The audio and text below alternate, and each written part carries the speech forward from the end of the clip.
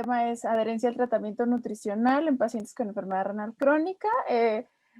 Es un tema que yo creo que a muchos de los nutriólogos o a todos los nutriólogos nos importa y que a veces no dimensionamos como el impacto que este podría tener sobre el tratamiento, sobre los resultados de nuestro paciente. Entonces, bueno, vamos a revisar algunos puntos en los siguientes minutos. El primero va a ser qué es adherencia.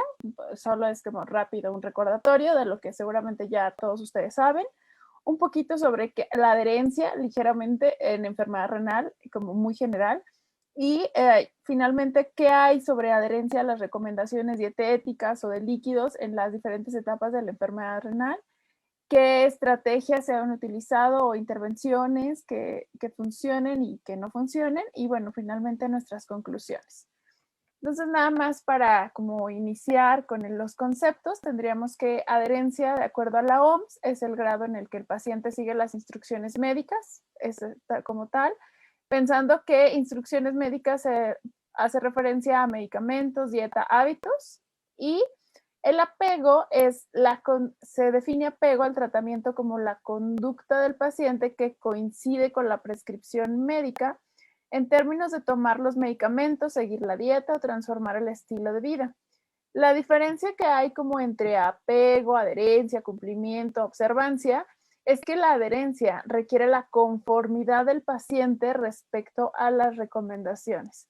Entonces, de manera general, la adherencia definida por la OMS es el grado en que el comportamiento de una persona sobre tomar el medicamento, seguir un régimen alimentario, ejecutar cambios en el modo o estilo de vida, corresponde con las recomendaciones acordadas por parte de un prestador de salud o de asistencia sanitaria. Entonces, ya con esto sabemos que la adherencia se puede medir, pues no solamente a que el paciente se tome un medicamento o no, sino al comportamiento sobre lo que se acordó sobre la dieta o sobre algún cambio en el estilo de vida. Y entonces, bueno, aquí entran las enfermedades crónicas, como la enfermedad renal crónica. En general, se ha reportado que la adherencia al tratamiento a largo plazo de las enfermedades crónicas en países desarrollados es alrededor del 50%. Y en los países un poco más pobres, pues esa adherencia es todavía menor. Entonces, ¿qué puede condicionar que nuestros pacientes o incluso que nosotros mismos nos podamos adherir a un tratamiento, a una dieta, a un estilo de vida? Pues hay varios factores, ¿no? Puede ser el factor socioeconómico, porque probablemente pues pueda haber falta de ingresos. Puede estar relacionado al paciente porque se le olvidan, porque el medicamento, porque se le olvida que le dijo el nutriólogo, porque no, también puede ser porque no tiene redes de apoyo familiar, por las creencias, por la propia enfermedad. Sabemos que, por ejemplo, en el caso de enfermedad renal crónica, pues también puede haber otras situaciones como demencia y demás. El sistema sanitario, relacionado a los profesionales de salud, a una mala comunicación, a falta de estrategias de mejora, o también pues al tratamiento, ¿no? Que a veces algo nos cae mal o algún medicamento o algún alimento o algo nos cae mal, nos da un efecto adverso y pues dejamos de hacerlo. Entonces, todos estos factores pueden modificar el que yo me adhiera a un tratamiento y pues tendríamos que estar como pensando de manera general que adherencia ya de entrada pues no se va a ver sencillo, ¿no? O sea, de entrada ya vimos que es como un constructo que al final uno de los últimos artículos que les voy a mostrar hoy habla específicamente de todo este concepto o este modelo conceptual sobre la adherencia asociada a... Grecia. Entonces, bueno, esto es nada más como introducción. ¿Y qué hay sobre la adherencia a la enfermedad renal? Pues bueno, si buscamos vamos a encontrar bastante. Yo aquí les puse un artículo del año 2018 en el cual su objetivo simplemente era evaluar la asociación a la adherencia a los medicamentos con la progresión de la enfermedad renal crónica y la mortalidad, perdón. Es un estudio de más de 3,000, es un estudio de corte de más de 3,000 participantes. Y aquí, por ejemplo, la adherencia a la medicación o al medicamento se evalúa en función de las respuestas a: en la última semana, ¿cuántos días olvidó tomar una pastilla? En la última semana, ¿cuántos días no tomó una pastilla a propósito? Y en la última semana, ¿cuántos días agregó una pastilla adicional? Preguntas así de sencillas, y cada una de estas tenía como un puntaje, ¿no? O sea, podría ser, era de 0 a 3, y eso los llevaba a poder tener a un paciente con adherencia elevada o buena, regular y mala adherencia, con esas preguntas. Entonces, adherencia a los medicamentos, ¿qué fue lo que encontraron? Bueno, como les comentaba, ellos lo dividieron en alta, moderada y baja adherencia. Y aquí la mayoría, o más de, recordando que eran más de 3,000 participantes, alrededor de 2,200 mostraron una adherencia elevada o alta adherencia o buena adherencia. Y aquí, por ejemplo, vemos que obviamente el valor de P es significativo prácticamente en todas las variables, porque cada uno de los grupos se comporta diferente, ¿no? Son un poquito más, los que más se adhieren son un poquito más grandes, más grandes de edad, hay un poco más de hombres. Aquí, por ejemplo, tienen un mayor ingreso económico, hay mayor nivel educativo, ¿no? Aquí vemos, por ejemplo, que es 24% versus 18% que tienen menos nivel académico o grado académico, perdón. Entonces, bueno, aquí la mayoría están, bueno, el 58% de los de buena adherencia están casados versus 51 o 48%. Prácticamente, si se fijan, todos tienen seguridad social, más del 90%. Bueno, aquí los de baja adherencia son 89%, aunque es una diferencia estadísticamente significativa, porque hay el menor adherencia es más frecuente en los que no tienen seguridad social. Pues vemos que en general la mayoría tienen seguridad social. También vemos que la adherencia se asocia en este caso a diabetes. Los que tienen mejor adherencia, hay menos personas con diabetes, acá es un 57% versus un 50%, ¿no? Aunque aquí veamos 1,122, pues bueno, en general es el porcentaje dentro del grupo lo que les estoy mostrando. Ya después, con estos grados de alta, moderada y baja adherencia, lo que evaluaron fue si aquellos que tenían una buena adherencia versus mala adherencia tenían un riesgo de progresión de enfermedad renal crónica o un riesgo de muerte. Y vean, por ejemplo, aquí en progresión de la enfermedad renal crónica, una baja adherencia versus alta adherencia fue estadísticamente significativo. Aumenta el riesgo de progresión de la enfermedad renal si tienen una baja adherencia al consumo de medicamentos, ajustado por variables como edad, género, o bien en el modelo 2, que ya está ajustado por enfermedades como diabetes, hipertensión, enfermedades cardiovasculares. Y aquí en el caso de muerte, baja adherencia aumenta el riesgo de mortalidad por todas las causas, principalmente en aquellos, en el modelo que se ajusta solo por edad, género, nivel educativo, y estado de si están casados y si tienen seguridad social. Dentro de las conclusiones de este estudio es que pues, la baja adherencia se asoció con un mayor riesgo de progresión de enfermedad renal. Y así, si nosotros empezamos a buscar adherencia y enfermedad renal, pues vamos a encontrar un montón de artículos, la mayoría de ellos pues obviamente asociados con peores desenlaces. Pero bueno, el objetivo de esta plática es hablar sobre la dieta, solo era como a manera de introducción. Y bueno, sigue habiendo más. Desde 1973 hay artículos publicados sobre estos temas o relacionados con estos temas, hasta recientemente que cada vez pues vemos que hay como un despunte. Y bueno, ¿cuál va a ser entonces la adherencia a las recomendaciones dietéticas y líquidos en diferentes etapas de la enfermedad renal? Bueno, aquí vemos en este estudio, que es un estudio transversal, que se hizo en pacientes en hemodiálisis. El objetivo era evaluar la adherencia y la percepción al tratamiento, incluidos medicamentos, dieta, recomendaciones de líquidos a las sesiones de hemodiálisis mediante este cuestionario en 220 participantes. Este cuestionario que tiene, pues habla sobre la adherencia, a asistir a las sesiones, a que se acorte el tiempo en hemodiálisis, a la duración de ese acortamiento de tratamiento, la adherencia a los medicamentos, a los líquidos y a la adherencia a la restricción de la dieta. Que bueno, estos dos son como los de nuestro más interés para esta charla. Entonces, ahorita, bueno, nada más como rápido, perdón. Si vemos aquí de 0 a 200, tendría a mayor puntaje, pues hay una mayor adherencia. Y aquí la media fue de 140 para los líquidos y para la dieta fue de 134. Pensando como compararlo a lo mejor con los medicamentos, que también va de 0 a 200, vean, la adherencia a los medicamentos en el puntaje era de alrededor de 184. Entonces era mucho más elevada que la de los líquidos y la dieta.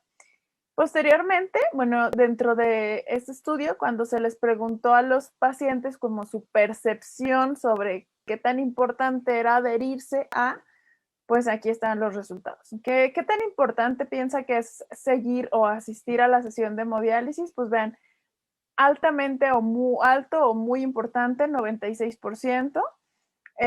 Tomar los medicamentos, 85%. Limitar el consumo de líquidos, 88.6%. Y el que les pareció un poco menos importante fue adherirse a la dieta, que fue un 77.7%. Únicamente uno de los pacientes consideró que no era importante asistir a la sesión de hemodiálisis. En general, dentro de datos que no presentan encuadros en este estudio, ellos mencionan que la adherencia a la dieta se observó en un 24%, a los líquidos 31%, a las sesiones un 52% y a los medicamentos un 81%. Y en general, el 55.5% reportaron un comportamiento de buena adherencia. Y bueno, aquí ellos hacen énfasis en que es muy importante darle consejería y hacer educación con nuestro paciente. Luego tenemos este otro estudio, que también es un estudio transversal de 2 centros de hemodiálisis. El objetivo era determinar la prevalencia y los predictores de no adherencia. Entonces, bueno, aquí ellos, lo que en este estudio de 170 pacientes, algo que me pareció súper importante poner aquí es que, por ejemplo, ellos, alrededor del 98% de los participantes tenían 2 sesiones por semana, ¿no? Y que a lo mejor eso podría ser que lo encontremos algunos de ustedes o algunos de nosotros en nuestros centros de diálisis, que el paciente acude únicamente 2 veces por semana. Algo también súper interesante aquí es que vean conocimiento sobre la restricción de líquidos. El 90, casi 90% tenía un muy buen conocimiento sobre cómo hacer un control de líquidos. Pero cuando les preguntaron sobre la restricción de la dieta, sus conocimientos malos, o sea, los que tenían mal conocimiento sobre la dieta, fueron la mayoría, que fue el 64.7% de esta como distribución. Únicamente el 7.6% mostraron tener como un buen conocimiento sobre las restricciones de la dieta. Y aquí algo que me llamó muchísimo la atención fue que en total el 95.9% ya tenían idea o ya se les había dado más bien una información sobre la restricción de los líquidos y de la dieta. O sea, 163 de 170 pacientes ya habían recibido un plan de alimentación antes o recomendaciones, y de ellas el 75% habían recibido orientación por parte del nefrólogo y únicamente, un 32% por un dietista o nutriólogo. Algo también súper importante o muy interesante en este estudio es que vean, la restricción de líquidos, la adherencia a la restricción de líquidos fue del 84%, a la dieta 73% y a las sesiones de hemodiálisis un 78%. En general, bueno, como dentro de las conclusiones y de algunos modelos predictivos, que no alcancé a ponerlo porque habría saturado con todas las imágenes de todos los artículos, pero bueno, en general ellos mencionan que la no adherencia es común, que ser joven y ser soltero son predictores de no adherencia a la restricción de líquidos. Fueron dentro de los estudios de regresión, de los modelos de regresión que obtuvieron. Y luego tenemos este otro que es adherencia a un patrón dietario, que es el patrón dietario DASH. Esta ya es una revisión sistemática con metaanálisis de estudios de corte. Entonces, aquí el objetivo era analizar la evidencia disponible sobre la asociación a la dieta DASH y la enfermedad renal crónica. Ellos incluyeron estudios de corte que se adherían al patrón dietario tipo DASH. Incluyeron finalmente 6 artículos. Nada más aquí hago como un recordatorio. Recordar que el patrón dietario DASH es uno de los que son considerados como de los patrones dietarios o de las dietas basadas en plantas. Entonces, bueno, hay muchísima evidencia que a continuación les voy a mostrar algunas cuantas. Aquí, a ver, les cuento rápido. Lo que hicieron fue que dentro de la mayoría de los estudios que incluyeron en esta revisión,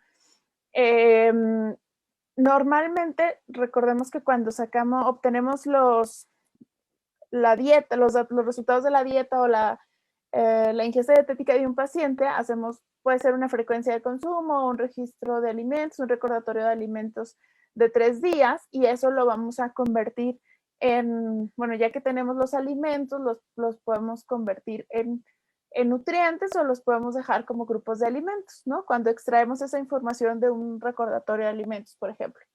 Entonces, cuando yo hago un registro de alimentos, un recordatorio, una frecuencia, yo voy a saber, yo voy a tener a lo mejor una ingesta máxima o ingestión máxima de frutas, de verduras, de cereales, de leguminosas, y a cada uno de estos grupos de alimentos que tendrían que comerse mucho en un patrón DASH, pues se les asigna un puntaje, que es como un puntaje alto, y los que se tendrían que consumir menos se les da un puntaje como negativo o un puntaje que reste, ¿no? Entonces esto, o bueno, no que reste, sino menor puntaje nada más.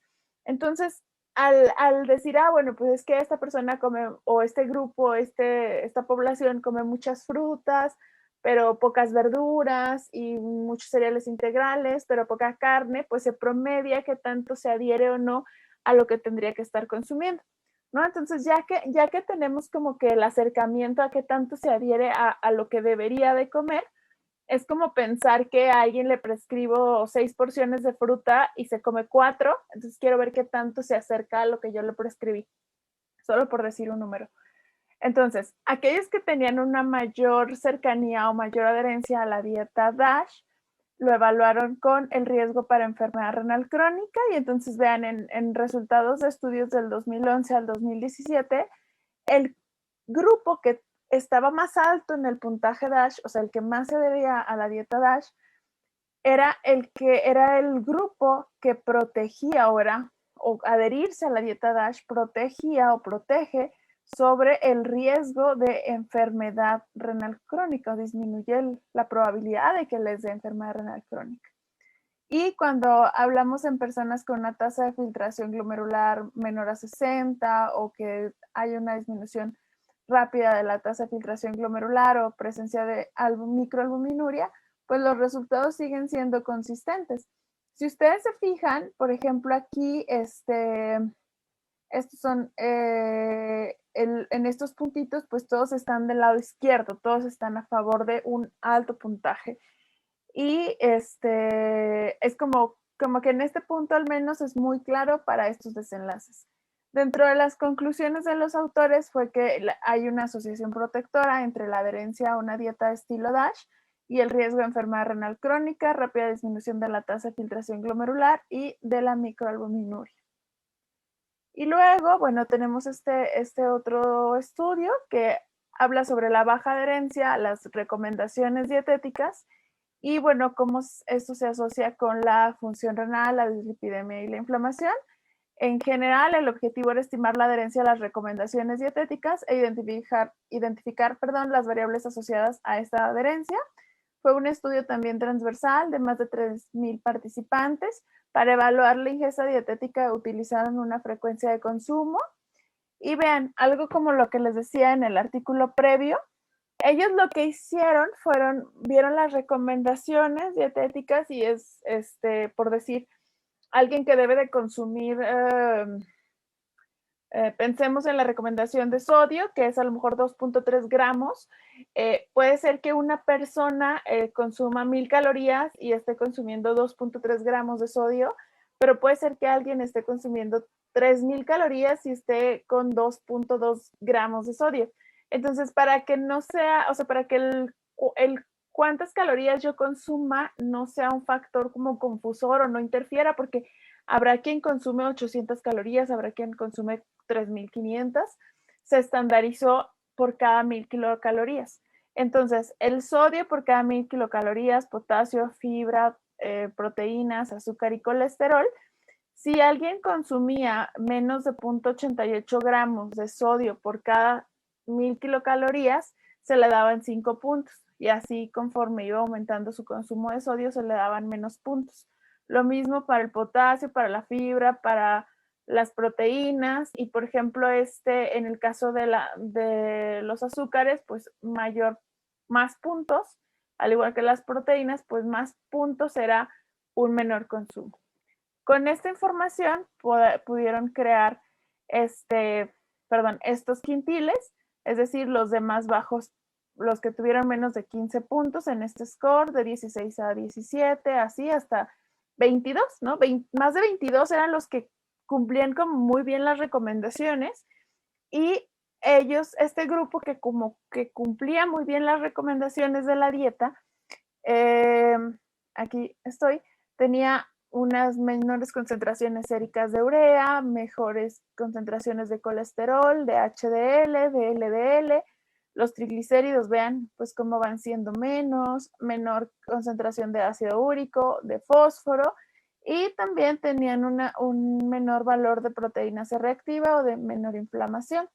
Dentro de los resultados o dentro de las conclusiones, de los autores fue que el cumplimiento de esas recomendaciones se asoció con una mejor función renal, un mejor perfil de lípidos, un perfil de lípidos más saludable, menos inflamación. Sin embargo, bueno, si aquí vemos como tal la tasa de filtración glomerular, pues no es estadísticamente significativo. Entonces ahí yo tomaría un poquito como con precaución las conclusiones como tal del artículo. Después está este otro estudio, este fue publicado en febrero de este año, habla sobre la adherencia a los patrones dietarios saludables y el riesgo de progresión de enfermedad renal crónica y todas las causas de mortalidad. Este es un estudio de corte, ¿no? Ya con seguimiento de más de 2,400 participantes. Aquí evaluaron 4 índices: índice de alimentación saludable alternativa, mediterránea, DASH, y su desenlace fue progresión sobre enfermedad renal crónica, inicio de terapia de reemplazo renal y mortalidad. ¿Y qué fue lo que ellos encontraron? Vean, igual, o sea, adherencia de acuerdo como a scores como los que les acabo de mencionar. Entonces, el tertil más bajo es como el de referencia, el que consumía, el que tenía una menor adherencia a estos patrones saludables. Entonces, este es como el no saludable prácticamente en todos los grupos, y luego los que más o menos, y luego los que más se adhieren, ¿no? Entonces, por ejemplo, en el caso de este índice de alimentación saludable, no se asoció para nada con la progresión de la enfermedad renal, pero el de alimentación saludable alternativa, mediterránea o DASH, que son muy, muy similares, son factores protectores frente a la progresión de enfermedad renal, pero únicamente el grupo que más se adhiere. Respecto a las causas de mortalidad, vean, tertil 2 y tertil 3 son protectores, Pero para la dieta mediterránea, para que la dieta mediterránea sea un factor protector frente a la mortalidad por todas las causas, tiene que haber una buena adherencia por parte del paciente. Y para la dieta DASH, con una adherencia regular, más o menos el tertil 2 o tertil 3, son factores protectores. Aquí lo que podría llamarnos la atención es que esta P es menor a 0.05 en todos los grupos, pero porque es una P de tendencias, nos dice que va disminuyendo el riesgo o que va aumentando el riesgo. En este caso, pues a mayor puntaje, mayor adherencia, menor riesgo, y esta P de tendencias es prácticamente significativa para todos los grupos. Y después evaluaron que el paciente presentara cualquiera de las dos causas, ya sea progresión, que disminuyera la tasa de filtración glomerular, o bien que muriera por todas las causas. Y aquí, por ejemplo, lo que encontraron es que se asociaba principalmente con el tertil más alto, con la mayor adherencia a cualquiera de este tipo de dietas. Dentro de las conclusiones es que la adherencia a varios patrones dietéticos saludables en las personas con enfermedad renal crónica se asoció con un menor riesgo de progresión de enfermedad renal crónica y mortalidad por todas las causas. También dentro de los comentarios de los autores es que las futuras pautas renales deben considerar la adopción de un enfoque de patrones dietarios para las recomendaciones. Después tenemos este que es para los líquidos. Este es del 2018, es un estudio transversal que mide la adherencia a la restricción dietética y también de líquidos en pacientes con enfermedad renal crónica. Aquí, nada más como para el contexto, eran solo 100 participantes que tenían un índice de masa corporal pues bastante normal. Algunos estaban en hemodiálisis, otros no. En promedio, los pacientes en hemodiálisis consumían 570 mililitros o reportaron eso, y los de no hemodiálisis alrededor de 1.340 mililitros. Aquí lo puse porque vean, el 100% habían recibido educación nutricional, tenían conciencia de las restricciones dietarias y de las restricciones de los líquidos, el 100%. Pero cuando muestran ya los resultados redactados en este artículo, únicamente el 66%, el 66% tuvo un incumplimiento entre leve y muy grave a la dieta. Y el 68% reportó un incumplimiento a las restricciones de líquidos de leve a muy grave. Aquí pues les debo la imagen porque no estaba como tal en el artículo, solo reportaron los datos escritos. Y ellos me pareció relevante que en su discusión ponen este artículo de Kugler del 2005, en donde reporta que alrededor del 81% de los pacientes menciona tener dificultades para seguir la dieta, y alrededor del 74% tienen dificultad para seguir las restricciones de los líquidos. Y bueno, aquí algo muy importante es que a pesar del asesoramiento nutricional, existe una proporción considerable de pacientes que se desvían o que no cumplen el tratamiento. Hay que identificar estrategias para mejorar la comunicación con el esfuerzo del asesoramiento dietético para los pacientes y los familiares. Está este otro que habla sobre el apoyo social y la adherencia a la dieta y a los líquidos en pacientes en hemodiálisis. 273 participantes. Este es un estudio de correlaciones, así viene redactado. El objetivo era evaluar la relación entre el apoyo social y la adherencia a las restricciones dietéticas y de líquidos en pacientes en hemodiálisis. Aquí hacen las correlaciones entre la no adherencia medida por este cuestionario y algunas variables como ganancia de peso, edad, albúmina, fósforo y potasio.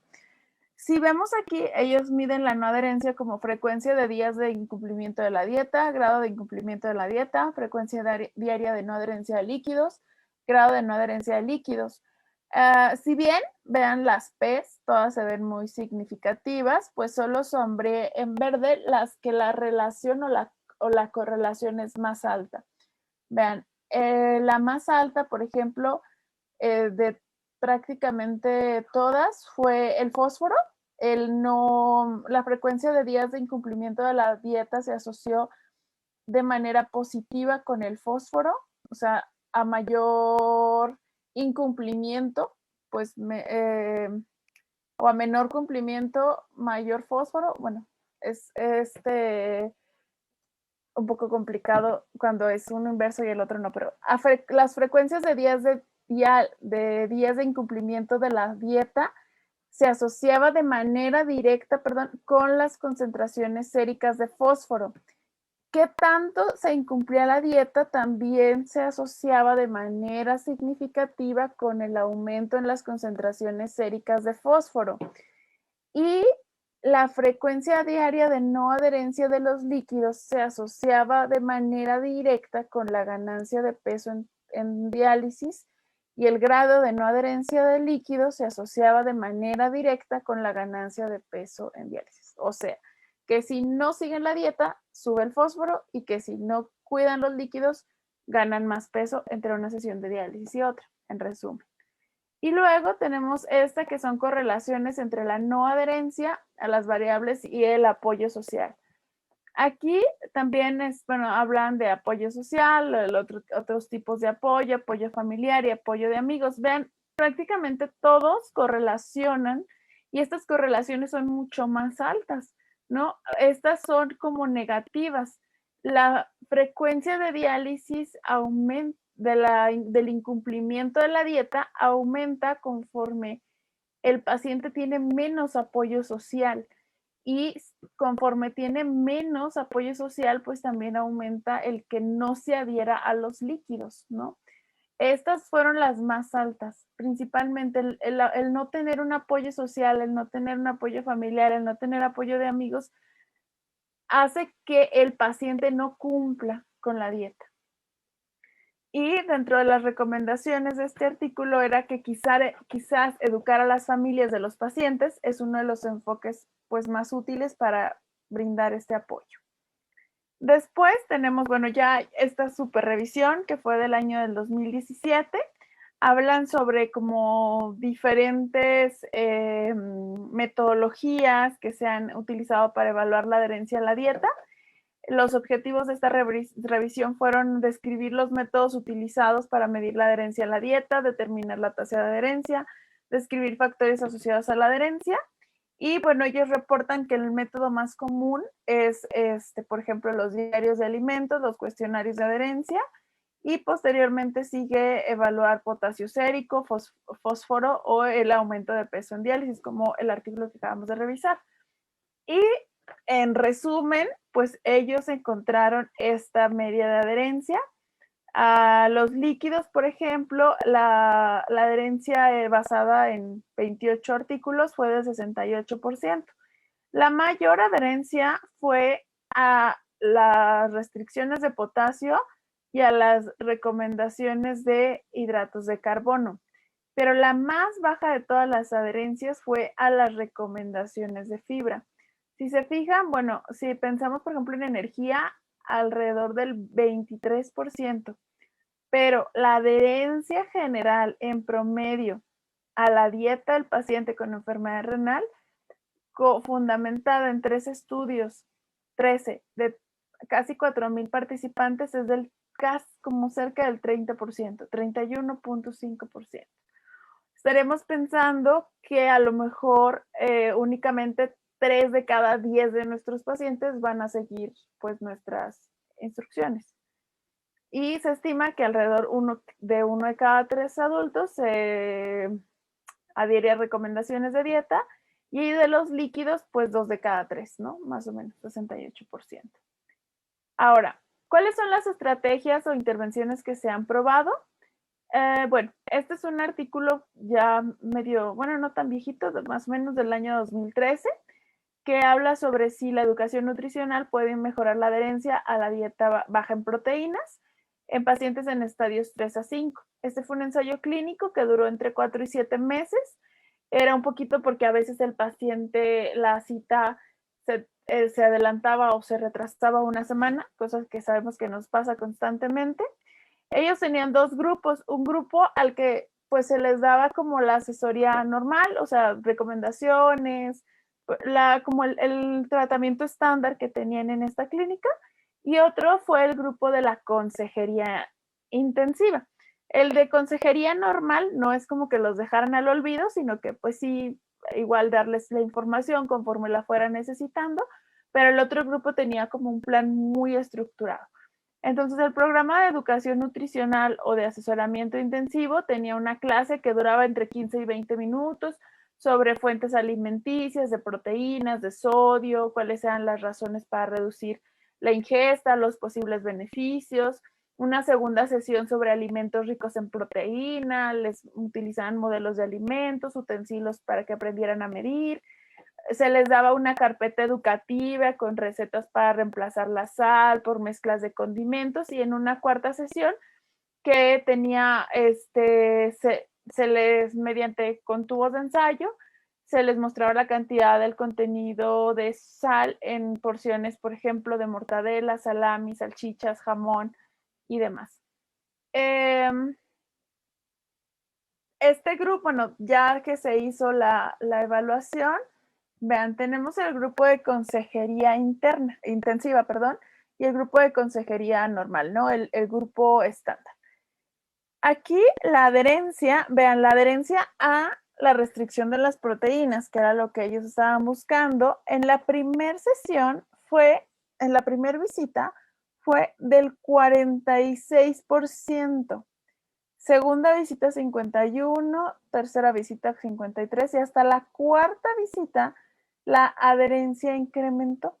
A diferencia del grupo de consejería normal, que estaba en 37, yo supongo que un poco subió porque se le daban ciertas recomendaciones y luego bajó otra vez la adherencia y luego volvió a subir. Entonces, si comparamos la adherencia del grupo de consejería al grupo normal, el grupo control, al basal versus final, pues obviamente incrementa, y esta mejoría o este incremento en la adherencia es estadísticamente significativo. Pasa lo mismo, pero como más intensivo y un poco mayor la adherencia, casi el 70%, en el que tiene la consejería intensiva. En general, pues orientada al paciente funciona, pero si somos un poco más estructurados, pues funciona más. Aquí si vemos, por ejemplo, en cuanto al cambio en las proteínas, vean que los pacientes fueron disminuyendo el consumo de proteínas alrededor de, bueno, por cada sesión, ¿no? 10, 15, 15, hasta llegar a 20, conforme avanzaba el tiempo que estaban pues, en la consejería, y también ellos fueron mejorando, ¿no? Fue disminuyendo, fue habiendo como un mayor cambio, es una reducción del consumo de proteínas, pensando que son gramos por día, entre 10 hasta 20 gramos por día, y aquí de 5.9 hasta 10 gramos. Efectivamente, pues es mucho más relevante este cambio, que llegan a disminuir hasta 20 gramos por día de lo que están consumiendo de proteínas, pero el cambio no se va a dar de una sesión a otra. Entonces yo creo que también eso tenemos que tomarlo en cuenta, porque a veces si somos muy estrictos en la primera visita con nuestro paciente y no se adhiere, pues puede ser un comportamiento normal. Entonces a lo mejor tendríamos que buscar una nueva estrategia o irlo bajando poco a poco la cantidad de proteína en nuestros pacientes. Eso habrá que individualizarlo, pero hay que saber y ser conscientes que por muy estructurados que seamos, puede ser que no todos los pacientes cumplan las recomendaciones después de la primera consulta. Y bueno, en general los programas de educación nutricional son eficaces para aumentar la adherencia del paciente a las recomendaciones de la ingesta de proteínas. Y luego está este otro estudio que también me pareció bastante interesante. Este salió en abril de este año. Habla si la educación por teléfono dada por enfermeras puede mejorar la adherencia al tratamiento en los pacientes en hemodiálisis. Fue un ensayo clínico, 33 de grupo control, 33 de intervención. el grupo control no tenía como un tratamiento, o sea, en general no se le daba como nada. Y el otro grupo de programa de educación y seguimiento dirigido por enfermeras, a través de mensajes y llamadas, se les daba como alguna información sobre las recomendaciones sobre su tratamiento. Y principalmente en el caso de los líquidos, vean, antes de la intervención, esta es una escala de adherencia, también a mayor puntaje, pues mayor adherencia hay. Aquí podemos ver que antes y después de la intervención, pues mejora la adherencia, va incrementando en el grupo control, que igual y al darle como a un paciente el consentimiento informado de que va a entrar a un estudio, pues puede ser que cambie su comportamiento. Aunque pareciera que va mejorando la adherencia, pues esta diferencia no es estadísticamente significativa, a diferencia del grupo de intervención, que su adherencia a los líquidos va incrementando de manera significativa conforme recibe la intervención. Similar para la dieta, vean, el grupo control no tiene una diferencia significativa en cuanto a los cambios, y el grupo de intervención sí, va incrementando la adherencia a la dieta. Aquí ellos mencionan que, por ejemplo, les pedían los datos del celular a los pacientes, les mandaban mensajitos, les llamaban, como para que no se les olvidara seguir sus recomendaciones. Y bueno, aquí en general, el total del tratamiento, el grupo control, aunque parece que mejoró o incrementó al mes y a los 3 meses después de la intervención, pues en realidad no, esta diferencia no fue significativa, lo que sí fue para el grupo de intervención, ¿no? Vean cómo va incrementando la adherencia general a los líquidos y a la dieta, si se les va dando como estos estímulos de mandarle mensajito, de que cuando salen del hospital, pues recordarles que tienen que estar comiendo bien y demás. Y bueno, ellos dicen que el programa de educación del paciente y el seguimiento telefónico a cargo de las enfermeras podría mejorar la adherencia al tratamiento en hemodiálisis y modificar el comportamiento de salud en estos pacientes. Aumentar su conocimiento y aumentar su conocimiento sobre sus enfermedades crónicas, lo cual, pues bueno, no necesariamente esto va a ser cierto, que el paciente que sabe más va a modificar su tratamiento, y para eso, por ejemplo, tenemos este otro estudio que nada más es como rápido, que habla sobre el conocimiento, no corresponde a la adherencia a las restricciones de la dieta. O sea, podemos tener pacientes que saben mucho de fósforo, de potasio, de sodio, pueden saber mucho, pero la adherencia puede estar determinada a otros factores. Aquí el objetivo era determinar la adherencia a las recomendaciones nutricionales y si el conocimiento de las recomendaciones dietéticas influye en la adherencia. Fueron 63 participantes. Se les preguntaba como para mantener mis riñones sanos es importante limitar la cantidad de potasio que como y así, ¿no? Y cosas como de si sigo una dieta baja en sodio me va a pasar esto, este es un poco del cuestionario de conocimientos, frecuencia de consumo. Y vean, en este estudio en esta población, pues encontraron aquí el conocimiento no se asociaba con la adherencia ni al sodio ni al potasio en los pacientes con hipercalemia, los que no tenían hipercalemia, o al fósforo. En realidad, en este estudio no encontraron ninguna asociación entre la adherencia a estas restricciones y el conocimiento que el paciente tuviera sobre, pues, qué era lo que tenía que comer o no. Y bueno, en este caso, un mayor conocimiento de la dieta no se asocia con un mayor cumplimiento de las restricciones. Los esfuerzos de instrucción deben ir más allá de proporcionar información sobre la dieta basada en nutrientes. Ellos nuevamente hablan sobre enfatizar los patrones de alimentación saludable, incorporar asesoramiento para promover el cambio de comportamiento. Y bueno, ya vamos a terminar. Este es un estudio que habla sobre la efectividad de las intervenciones de educación o conductuales sobre la adherencia al fósforo. ¿no?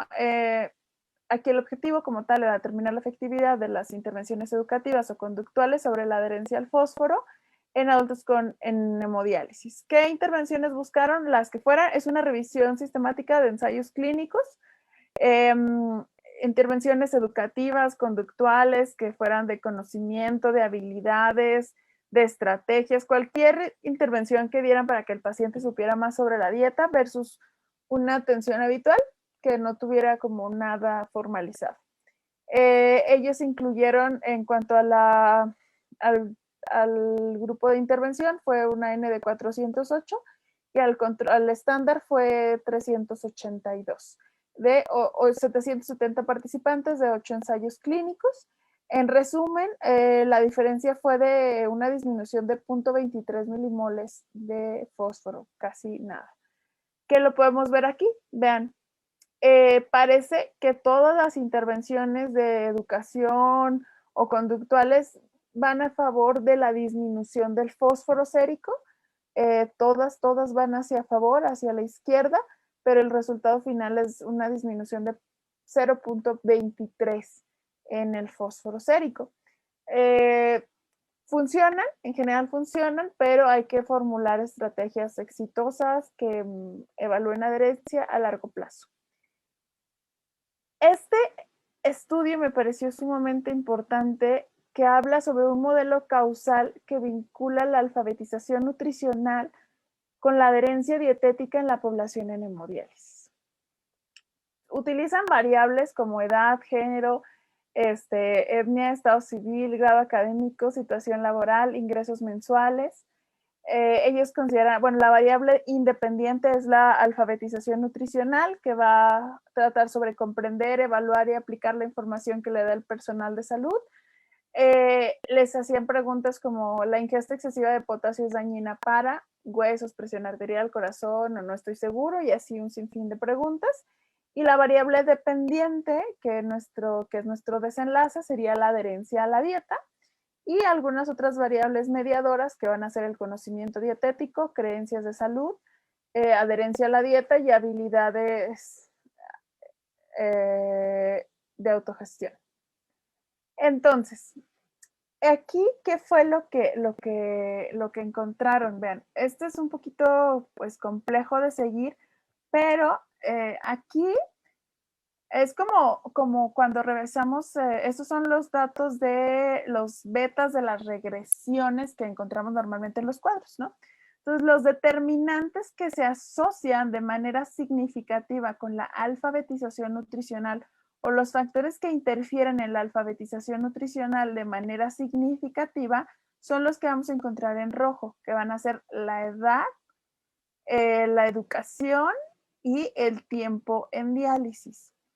A su vez, la alfabetización nutricional de manera directa no se asocia con la adherencia a la dieta, pero lo que sí es que la alfabetización nutricional se asocia de manera significativa con la autoeficacia percibida y a su vez esta se asocia con la adherencia. Lo mismo pasa con la alfabetización y las habilidades de autogestión y estas a la adherencia dietética. Hay factores, hay determinantes, hay factores mediadores que van a interferir, ¿no? O sea, para que una persona aprenda o entienda la dieta, pues van a interferir situaciones como, bueno, van a interferir que si es mujer, qué edad tiene, si tiene trabajo, si está casado, si qué nivel educativo tiene, cuánto dinero gana, si cuánto tiempo en diálisis tiene. Las más fuertes y las que sí se asocian significativamente son las que ya mencionamos. Después, para que se dé la alfabetización, podamos pasar a la adherencia dietética, pues va a haber efectos que están como intermedios, ¿no? ¿Cuál es la barrera que percibe el paciente? ¿Cuál es el beneficio que percibe? ¿Cuál es la autoeficacia percibida? La seriedad percibida, los conocimientos dietéticos, la susceptibilidad percibida y las habilidades de autogestión. En general, pues ya vimos que la autoeficacia o las habilidades de autogestión son las más fuertes o las que más se van a asociar o más van a interferir a la adherencia a la dieta. En general, pues varias pueden, esta es como una red, y era lo que decíamos inicialmente. La adherencia no es solo, no quiero seguir la dieta o sí la quiero seguir, sino va mucho más allá, y yo creo que este modelo nos ayuda como a comprender un poco más el cómo tendríamos que estar pensando en nuestras estrategias, ¿no? O sea, buscar todas las características de nuestros pacientes para saber cómo poder llegar a esta adherencia dietética. Y bueno, prácticamente esto es lo que ya les dije. Y finalmente está este un trabajo que salió el año pasado, en noviembre, que habla sobre las estrategias que están diseñadas para la motivación y la adherencia a las recomendaciones dietéticas. El objetivo era explorar factores involucrados en el tratamiento de la consulta de nutrición. Ellos encontraron varios estudios, hablaron de estrategias claves como la entrevista motivacional, estudios de intervención que son de hasta 8 semanas, 3 meses, 10 semanas, en resultados como sodio principalmente, cambio en el fósforo. También encontraron terapia cognitivo-conductual en un estudio piloto de 4 semanas, ensayo clínico, con desenlaces principales sobre líquidos y cambios en el peso seco.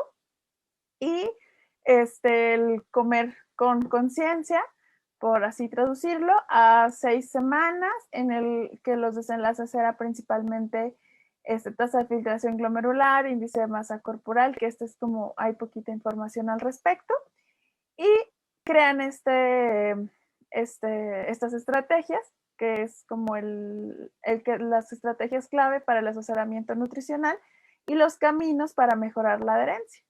Entonces, ¿qué tenemos que saber? Tenemos que conocer la complejidad de la enfermedad renal y las recomendaciones nutricionales. Aquí, digo ya para no tardarme tanto, vean cómo cada una, la alimentación consciente ayuda al automanejo, la alimentación intuitiva al automanejo, a su vez el automanejo aumenta la adherencia, a su vez la adherencia puede aumentar la autoeficacia y la autoeficacia puede estar asociada con la motivación, la entrevista motivacional interfiere con la motivación, con la autoeficacia y esta a su vez con la adherencia. El asesoramiento nutricional tiene que tener todo, tiene que ser como un constructo, ¿no? De motivación y de conocimiento sobre la enfermedad para que el paciente pueda realmente adherirse al tratamiento. Este es un gran trabajo, es muy cortito, es como de unas 9 páginas y ese resume varios de los artículos que ya les puse aquí. Y otras estrategias, pues es individualizar nuestro plan de alimentación, hay que adaptarnos a todos los niveles educativos, utilizar pues modificación dietética de enfoque gradual, como ya vimos, el paciente va cambiando poco a poco. Hay que pensar en alimentos, no en nutrientes, hay que concentrarnos en elegir y no solo en evitar alimentos y recordar que nada es para siempre, ¿no? Hay que ver que hay cambios que podemos estar haciendo poco a poco con nuestros pacientes. Y bueno, pues las conclusiones es que la adherencia suele ser baja, los conocimientos no necesariamente van a correlacionar con la adherencia. Ya vimos que la adherencia es un constructo enorme. El plan, hay que establecer un plan apropiado para cada paciente. El paciente debe ser parte activa del proceso de la toma de decisiones. Y pues la alimentación depende de muchos fenómenos, ¿no? Del contexto, de la parte psicológica, social, cultural, como el ambiente. Hay que pensar en muchas cosas para prescribir una dieta. Y eso es todo. Muchas gracias.